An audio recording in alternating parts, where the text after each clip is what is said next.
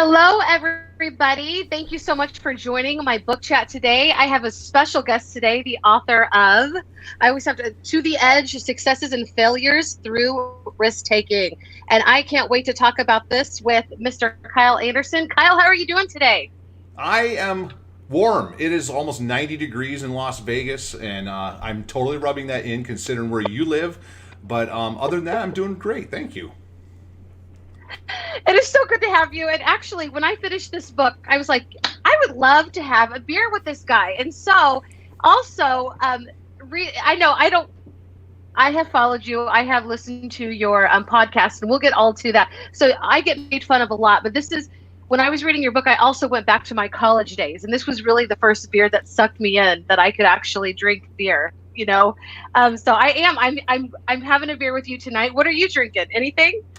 I have a bottle of this very fine Kirkland Signature purified water right now because after we're done with this, I have to take my son to the ice arena for ice skating. But they do have Molson and Labatt bottles at the ice arena here, so maybe I'll get one. And it's actually happy hour during skating lesson time, so the beers are half price. So I'll probably have a Molson when I get to the ice rink. So cool, so cool. You are such a smart man. And also, I mean, we're a little bit earlier. Like on the East Coast, it's already in the evening, but here we are. I'm just an hour. I'm an hour behind you, so it's even earlier. But yeah, it's great to sit down with you. And so when I finished this book, you were in Reno, but you're not still in Reno, are you? No, about a year ago, right in mid-peak pandemic, well, I guess depending on your idea of peak pandemic, I moved back to Las Vegas, where a lot of my story has been. So finding a house in the middle of that when you can't physically go into places and whatnot, that was definitely a struggle. And plus, Reno and Las Vegas, a lot of people have this idea that and this happened when I lived in Reno. People were like, "Hey, I'm going to Las Vegas. You want to come? You want to come hang out while I'm there?" I'm like, "That's 450 miles away." So it's not exactly. I've done the trip for a weekend, just quick turnaround drive or whatever, but it's not the funnest thing to do ever. So, but yeah, so finding a house when you can't physically go in places from 450 miles away, it was tough. So luckily the place we found, the realtor was able to do like a little video walkthrough for us. And we're like, okay, cool. We're good with that. So the first time I actually stepped foot into the house I live in now was the day I got the keys and walked in. So. Wow, that's incredible. And I mean, this is like you're used to moving, but that is still like super incredible. And so when I was finishing the story, you were a special education teacher. Are you still doing that? What's your new role? No, yeah, I'm still a special ed teacher. So I started that when I was in Reno, Carson City. So this was actually the end of my third year as a special ed teacher, and I don't plan on going back anytime soon. I kind of found a niche, I think, in special ed, and not to denigrate anything I did in the past or whatever, but I think I really found something I really, really, truly enjoy at this point. That is so cool. Okay, so anyway, I want to say congratulations to everything you've accomplished, and you have like this whole history. And I don't want to do any spoilers, but I know when you decide to change that up, you just have so much to draw from. And I also want to say you just celebrated a book birthday, so happy book birthday to you. Thank you. And we're going to talk about this. One of the reasons that yes, and I hope that, you don't have to be an educator to love this book. The themes that really resonated with me were just the importance of relationships. Like you talk about that from the beginning to the end, and you thank people. Like I was reading the end of all of your, thank yous at the very end of your book. And I don't know what this says about me, but it brought tears to my eyes. Like it was just so wonderful. But I love that. Another thing that I loved about your book was just understanding that every moment that you come to is like, it's all prepared. Like everything that you are doing right now is in preparation. And so I want to get into that a little bit more. And the last thing is just talking about regrets, because your story is, you do a lot of things. So you constantly are looking back and reflecting. So we'll talk about that in a minute too. But so those of you who are joining us, we want to thank you again. And we are talking about To the Edge, Successes and Failures Through Risk Taking. And the first question I want to ask you, and I'll shut up in just a second, Kyle, is what made you decide to write it all down? Like you bare your soul in this book.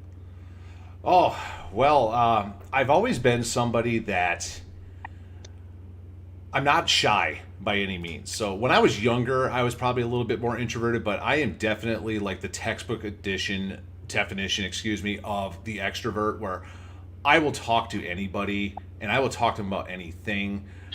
You're standing, not necessarily right now, but you're standing in a long line at a store or something like that, and I look over and see like, oh, hey, that's a cool shirt right there, and then that turns into a 20-minute conversation about just random nothingness. And my wife, she gets irritated and eye rolls quite a bit with me sometimes. She's like, geez, can you ever just like stand and just take it easy? I'm like, no, I can't. I just so telling the story, that wasn't the hard part at all. There was obviously aspects of the story that were tough to write and everything, but so that really is the whole deal with that, where I'm just an open extroverted person. So but really the idea of putting this story down on paper and just really putting it on the world is, there's just, when you read the book, you'll read in there a lot of the people that had influence on me. So really, there's too many people to count right now, but there's two people in particular that I really give a lot of credit to for helping me get this book out there, and one of those is Dr. Randall Sampson. So he and I met a few years ago at an educational technology conference in Las Vegas, and he was there talking about his book, Welcome to the Grind.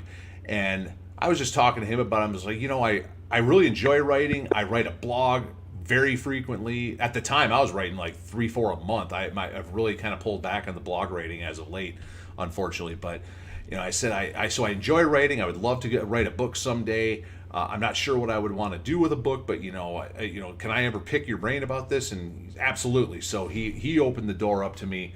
So once I got going with the whole writing process, he was one that really helped me out. And then fellow EduMatch author Brett Coley is one of the other ones that really helped me out with this, where he had released his book Stories of Edu Influence, and I read that and really enjoyed it. And I got a hold of him. I Voxer, Twitter, something like that, and say, hey, could I just talk to you? Can we just do a video chat and talk a little bit? And this was a video chat before video chat was really the thing too. It was pre-pandemic, so we got on a Google Meet, and he was sitting in the car in the parking lot of his school on a Saturday morning, and he sat there for an hour and a half and listened to me just drone on and ask questions. And it was that weekend that I opened up a Google Doc and started writing this book. I love that. That is so cool. And you actually make reference to a lot of people that like books that you've read, things that have really resonated with you. And so when you were like, I remember Tara Martin's book, Jen Cassatod's book, The Kids Deserve It. Like there were a lot of books that you were reading. And so when you were reading those books, were you thinking I can do this, or was it starting to plant the seed also that maybe I should do this? I don't really think so. At the time when I was reading those books, I was reading them more for my own personal pleasure and growth as a professional.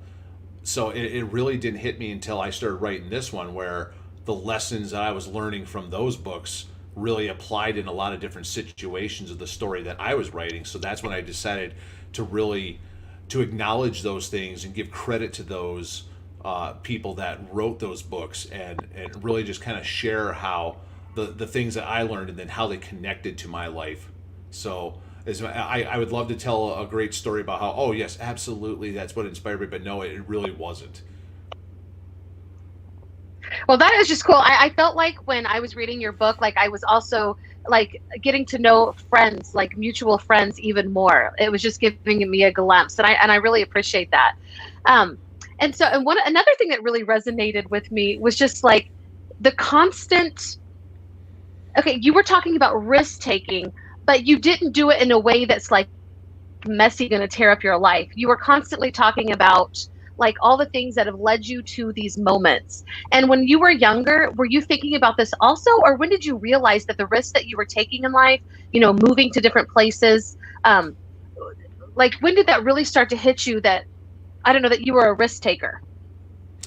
Probably not until, I don't know, probably within like the last 10 years or so. And really reflecting back on the process of writing the book and the stories that I put in there and the lessons learned and whatnot, that's, I mean, they seem so obvious. So, but in hindsight, they're really not. So I think about when I was, I guess I was quite the risk taker because I was, I was such an awkward teen because I was 5'9" in the seventh grade and just, just tripping all over myself all the time. And, I had these giant glasses and long stringy blonde hair and like, we're about the same age. So the grunge, that was Right. me. I was the flannel shirt kid and whatnot, and just tripping all over myself and whatnot. And just, living everyday life was a risk at times for me. So, and I mean, that's a Right. lot. That's true for a lot of teenagers or whatever. But being a 5'9" seventh grader really, really took its toll sometimes. So, but then as time goes on, I just saw, like, especially like in late high school, that's when I started to see people that were playing it safe and talking about just staying in our town of 10,000 and going to community college and whatnot. And I'm like, that's not what I want. Like, I want to see what else is out there in the world. And, not to judge anybody by any means, but like, I look and see those that did stay and that are still there. And like, I feel that my life is just so much more enriching and fulfilling compared to, like, especially when you see their social media feeds about how they just complain all the time about, like, oh, it's so boring here, there's nothing to do, we don't have this, we don't have that. And it's because, like, even as like a high school kid, I was looking to try something new and get out, and it didn't necessarily mean move across the country when I was 18, 19 years old, but I moved 4 hours away and went to college, a few hours away instead. And then college wrapped up, and it's like, I'm at this point where I lived, we're talking like 300 inches of snow, starts in like October and goes till May, and it's minus 30 for half of the winter. I'm like, I'm over this. I want to try something new. And so let's go to Las Vegas, which is the complete and opposite thing. You're never going to get snow. Well, I say that, but we've had snow days in Las Vegas the last couple of years. And then it's 120 degrees sometimes. So just went complete opposite and tried something. But I went into it with the idea that, you know what, let's go do this for a couple of years. And if I don't like it, guess what? I can go do something else. So, like, if I hate it, I can move onward. Whereas some people, they look at a situation like that and they start, like, instantly, like, there's the enormous list of like why they shouldn't. Oh, I'll miss my family, Mhm. I'll miss my friends, I have this steady job here right now, I like where. So it's just, just all the different cons come up, and that just wasn't what I wanted. And I always try to look at things like, what is the good that comes out of something if I try something.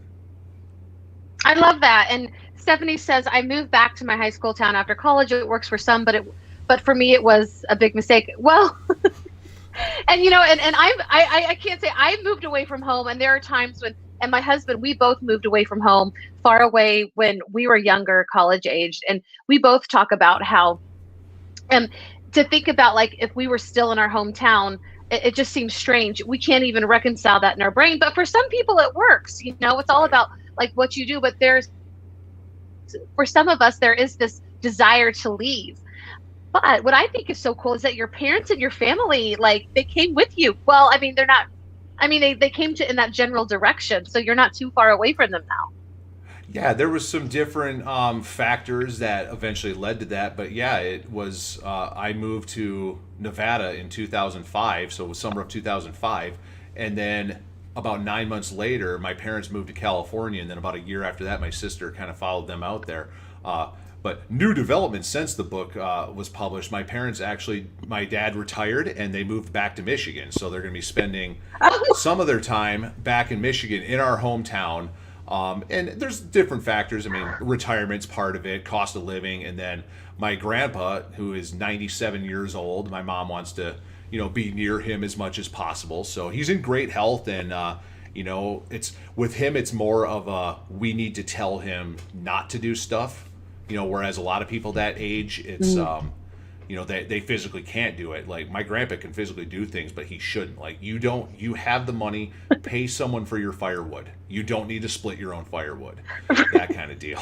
So, but Yeah, so they're back in Michigan now with that, but so they've moved back cross country. But I mean, you're talking like about moving. I was in Reno there for a couple of years, and then I moved back to Las Vegas. You're talking, there's so many risk factors with that. It was the middle of a pandemic, and I had a really good thing going where I was at up in Reno, but there was just a lot of different factors that went into the decision of coming back, and it could have totally blew up in our face. But once again, it was the pros of that. So, like, Reno didn't have a hockey program for my son who wanted to play hockey, so Las Vegas does, and a lot of our friends still here, and always asking, "Oh, are you gonna come back?" And then, well, I did learn about a year after the fact, we had gone down to visit. We went to a Vegas Gold Knights game, and my best friend here in Las Vegas, Mike, that I talk about in the book quite a bit, he and I had a few drinks, including several shots of Jameson whiskey before going to the game. Oh, And when we got to the game, he comes up to me and he says, I really wish you would move back. I really could use my best friend here a little bit more.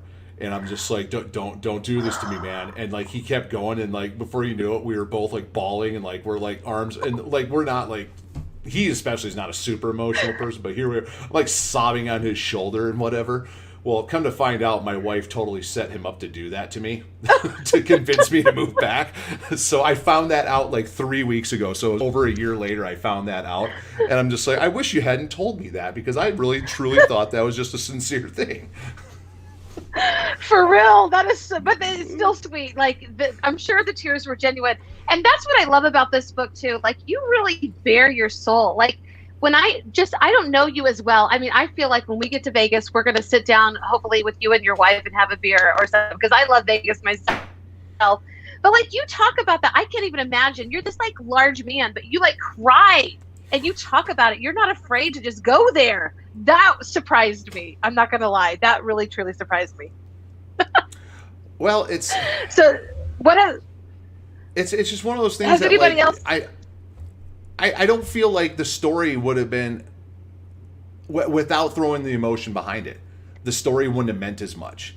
So, I mean, there's the one chapter in there where I talk quite extensively about my brother and the circumstances surrounding his death and whatnot. And I mean, that was one of the most gut wrenching things I ever did. Was almost to the point, like, as bad as like experiencing it. It was like experiencing it a second time writing that chapter, but I felt that without the context, you wouldn't be able to understand the rest of the story that's there. Right, right. No, and actually the way that you got emotional, even though it was different, I wasn't expecting it. It really grabbed me, and I appreciated it, because I was feeling all the emotions, and I was crying right there too. Like, and yeah, like I can't even imagine going through that. But it seems to me that your family unit is super strong, and I think that when people are considering the risks that they are taking, that is a wonderful thing that you have. Not everybody has that, like, really strong support from their family, but it seems like you guys went through that together. How did your family respond to your book? Um, you know what? In all honesty, I know my sister's read it, and I know my mom has. I'm not sure if my dad has, to tell you the truth, because he knows some of the stuff that went in there, and I'm not sure he wants to relive some of it, because he still struggles with a lot of that. Right. So I'm not 100% sure if my dad's read it yet or not. And then one of my uncles that read it, he said he saw his name in there, so he gets royalties now. So, he's just a funny guy like that. So, but those that I have talked to that have read it, friends and strangers. I mean, random people that have interacted with me on social media. One of which is a U.S. Olympian. They hammer throw. They posted a thing on Instagram one day saying, like, one of the best books I've read all year, and with like a picture of the book. I'm like, first of all, thank you. Second of all, I have a U.S. Olympian saying that right now about this book. I was flabbergasted when I saw that. But the reaction has been so positive, And just it's really humbling to hear those words coming from people. I still don't know how to react to it, and I still have trouble with the whole marketing piece of it because it's just not really my style with everything. But it's great that whenever I hear something positive or somehow how somebody's been affected by the words in the book. Right. No, I love it. And I just dropped the link to your book. It's not the most beautiful of comments, but if you're interested in looking more into this, I did drop the link. I've also dropped the link to your website, which is so cool because you stay up with your website. And like I feel like I'm getting to know your writing technique a lot too. Before we go into the next thing, do you feel like writing your blog for the last few years like really helped you to get into your writing a book? Oh, absolutely. So, I've started writing that blog. Well, let me back up a little bit more. I talk about this in the book too, where I wrote a blog back in the MySpace days. So I had a blog on there. And then, after MySpace just kind of crashed out or whatever, I closed the account and whatever. So I lost all that. I would love to be able to somehow get that back and see what I was writing about back in like 2007, because I frankly, I don't remember. But I reinstated blog writing back in 2015. So we're talking almost 6 years ago is when I started up what is now andersonedtech.net. And like I said, I'm not writing as much right now just because by the time I'm done with a work day, being in front of a computer, like the last thing I want to do is spend more time on the computer. And Right. writer's block is a real thing. And because of that, I have some severe writer's block right now too. So I don't feel as creative. So I've been getting my outlets in different ways. I walk every morning and just kind of like walking, meditate while I'm doing that, listen to podcast music and whatnot. And then I got a Peloton bike, so I'm part of that Peloton cult now. So I'm riding every day on Right. there.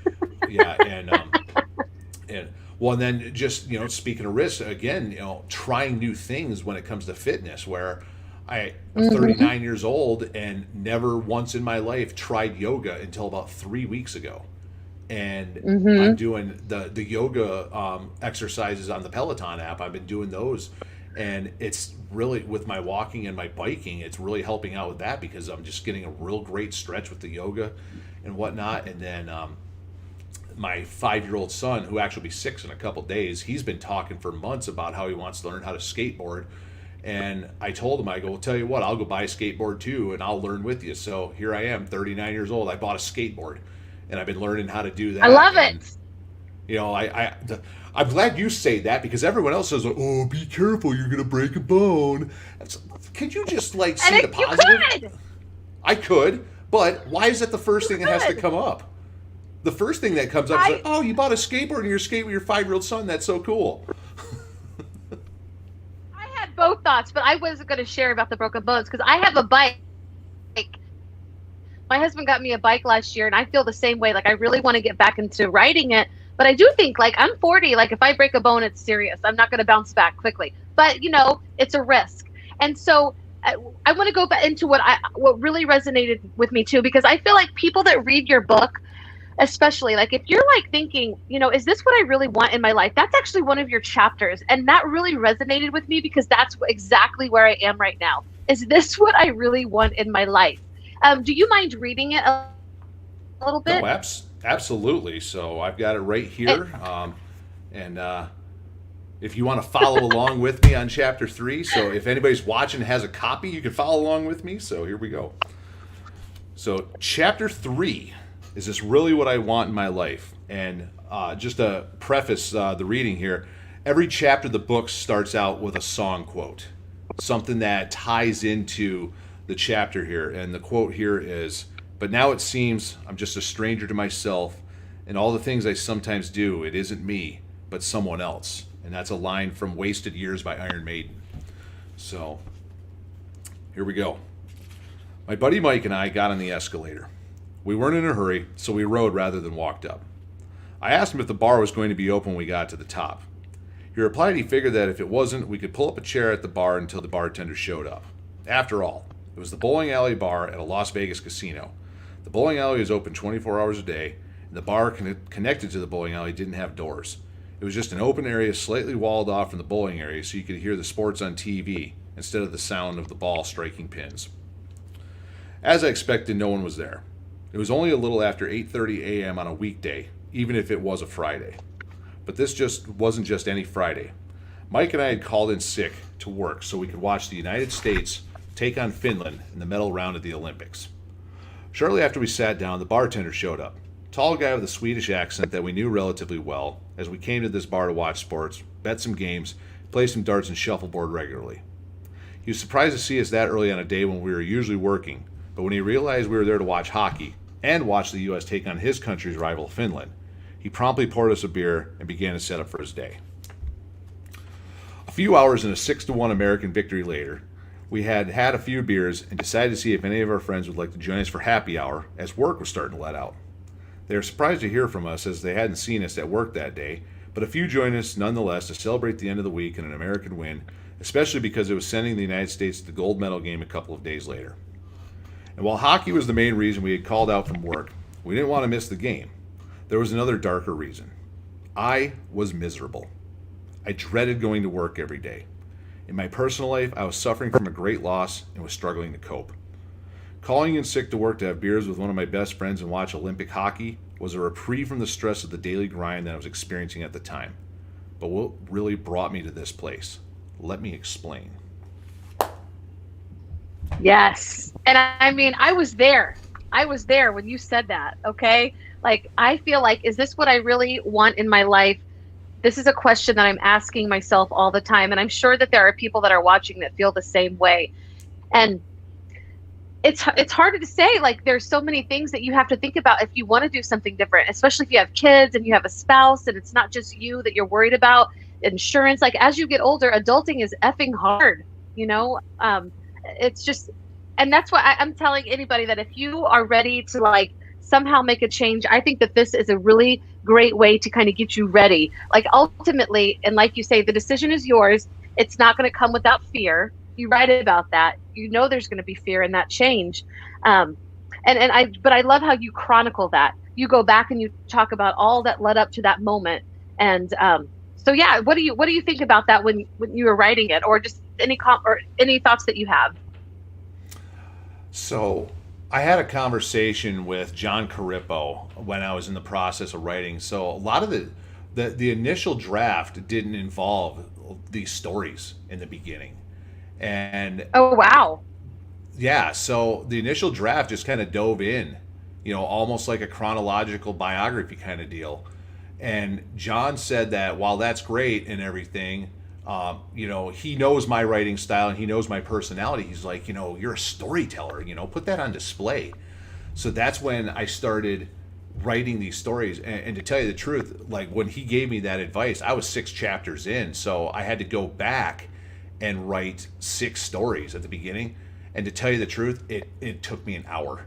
Like I had ideas in my Wow. head. So as soon as he was telling me about that, and I went back and I knocked these stories out. So this was one of them. Talking about this one here. One of the chapters, opens up with me talking about where I'm in the locker room before a game against our arch rival in college when I played football, and just the raucousness of the locker room before the game started and everything. So you'll have to read to figure out what I'm talking about here. Hint, hint. So, but I get now. Now I kind of forgot the original question here. But Just what? Well, like, yeah, you're answering it just very well. Sorry. oh, okay. So, but yeah. So just trying to be genuine with it, trying to tell a story because I enjoy telling stories, and then just really trying to make others that are reading realize that they have similar situations in their life where everybody can look back at maybe not necessarily a singular moment, but like maybe a series of small moments where really just those small moments or that one moment really can be tied back to all sorts of things that happen. Where I talk about Hmm. how I am miserable at that point in my life, and I'm about ready to quit education. That's how miserable I was, and tying it into like introducing that by a fun story like that. I just felt that makes it more genuine. It makes it more relatable to others, because then people can start thinking about, you know what, maybe I'm really miserable right now in the situation, but like what's leading to this, and then like what are some steps along the way. So I'm hoping that when I wrote everything, I was hoping that people would be able to relate to it, not just, I didn't want this to be a Yes. self-help book.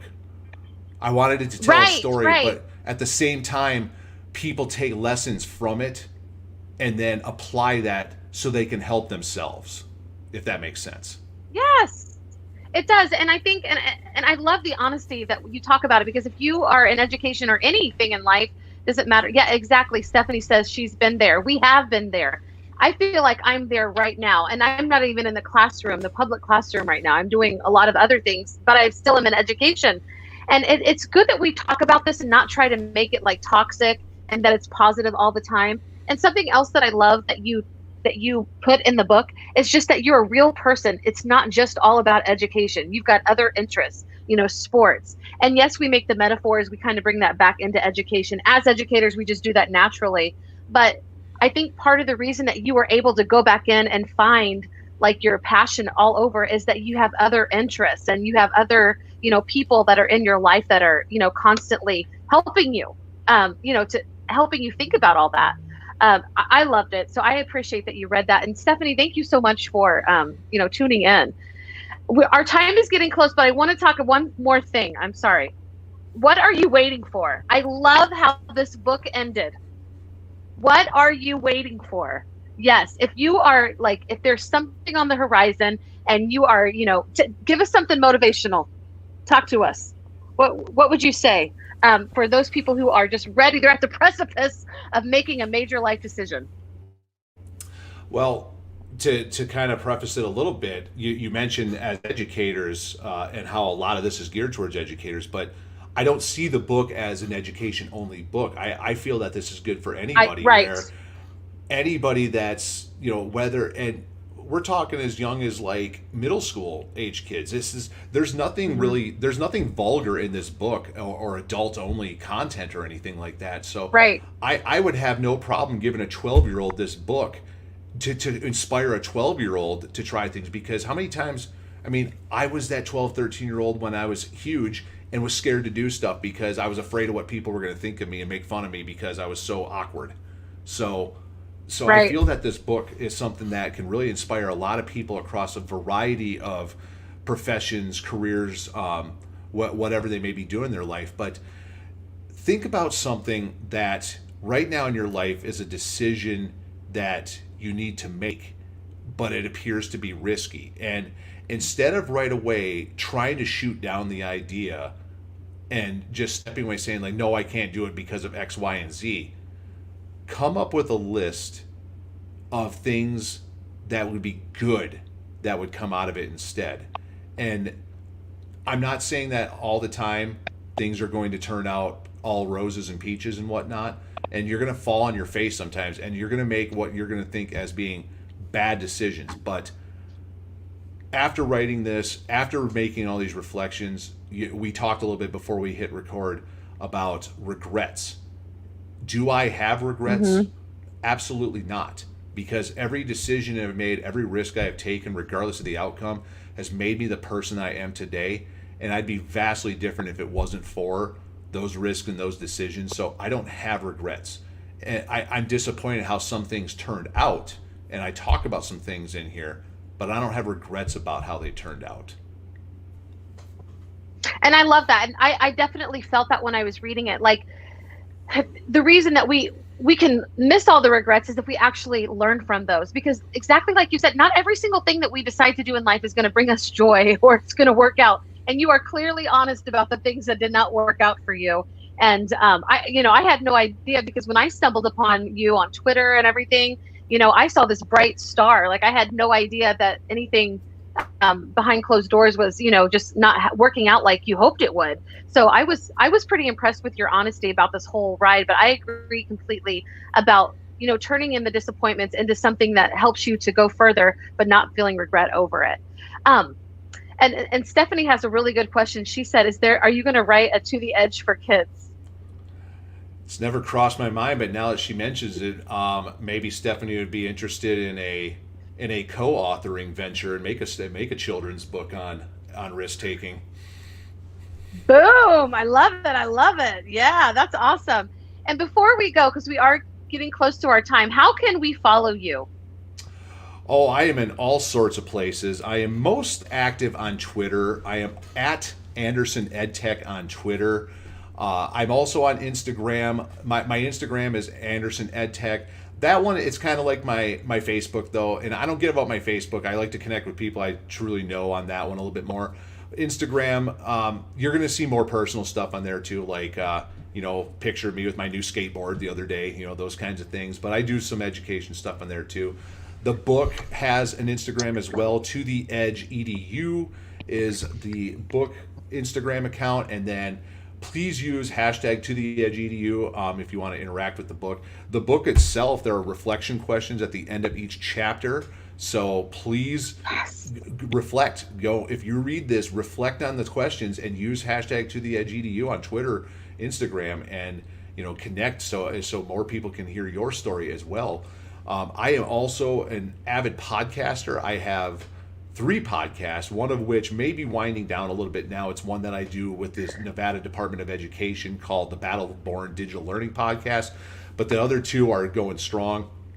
The Beer EDU podcast is my friend Ben Dixon and I. We are 2 educators that love education and we love beer. So we basically crack beers and we talk to other educators that really enjoy their jobs as well, and we have a great time in that. We just surpassed our 100th episode, so we've been going at that for a little while. And then my other podcast is the podcast by Sons of Technology. That is my friend Joe Marquez and I, where we talk about bucking the status quo and taking risks and trying new things in the classroom and doing things that just kind of go against what is quote unquote norm in the classroom. So you can check out more about the podcasts, www.beeredupodcast.com, and also sonsoftechnology.com is where you can learn more about those things. And then the website for the book is totheedgeedu.com. I think I got everything. I did, and I dropped all those links in the comments, so hopefully everybody will be able to follow them. But I agree, Stephanie. I don't think he sleeps, so you are doing a lot, but you do. I think you've learned how to make your life balance, or you're doing better, right? My balance, my life is very balanced, and because I've been doing the podcast between Sons of Technology, Beer EDU, where I'm over 150 episodes between those 2. We have a system now of when to record and how it goes. I don't have to spend a lot of time on either one of those things, and plus it's mostly guests anyway. The guests bring the topic and we ask them a handful of questions. We don't have to prep anything, and then we get a lot of great ideas. So and then the blog andersonedtech.net, again, I haven't been writing that one as much, but I'm one of those writers that sometimes I can knock out a blog post in 20 minutes, but sometimes it takes me 6 months to write one because it's a powerful topic. So it just depends. So but Stephanie, I do sleep, probably not as much as I should, but I do. I love it. No, I'm so glad. I really enjoyed reading your book, and I hope that everybody will check it out. But I loved, my favorite parts were when it made me go back into all my years of college. I liked that, but I really liked because I'm a romance sucker. Every time you talk about your wife, I was just like, oh, heart melt. So I think it's just great to see, and I wouldn't mind if you did another 2 maybe down the line. You know what I'm saying? Because even the last year, you've lived a lot of life. Well, that is true, and the wheels are starting to turn a little bit about a second book, To the Edge. This time, where about half of it is more stories from me, but then the other half bringing in some guest writers to write chapters. So, and then now Stephanie and I need to talk about a children's book as well. So. I love it. I love it. I think it's all great ideas. So thank you so much for coming to to my show and just being on and talking about the writing process. It has been super fun. I hope that everybody watching will follow you on social media and check out your work. And everybody who's watched, whether it was on Twitter, Facebook, or YouTube, thank you so much for joining us today. I hope that you feel like if you are just thinking about something like, do I still want to do this in life? I hope that you'll check out his work, because I think it will definitely help guide your thoughts and feel a little bit more confident that it's okay to be scared if you're just about to do something new. I loved your stories, and I'm so grateful that you came on today. Thank you, Thank Kyle. you. Thank you for having me. I appreciate And it. heck yeah, it was my pleasure. And we will see you all next week with the new guests. Thank you for joining us today. Bye, everybody.